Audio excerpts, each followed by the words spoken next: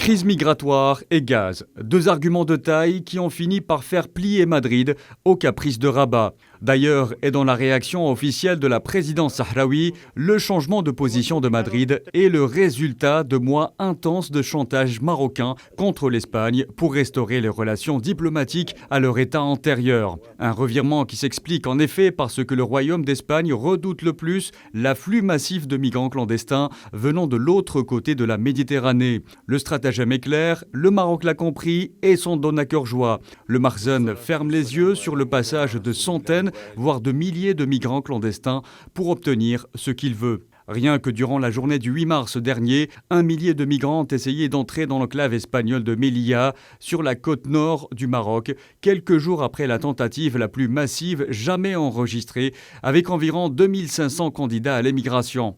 Les services de renseignement espagnols avaient alors pointé du doigt le Maroc suite à ces tentatives, les autorités marocaines ayant cessé de surveiller les camps de migrants subsahariens près de la frontière avec l'enclave espagnole. Des scénarios similaires sont signalés également dans l'autre enclave de Ceuta avec la complicité des gardes-frontières marocains.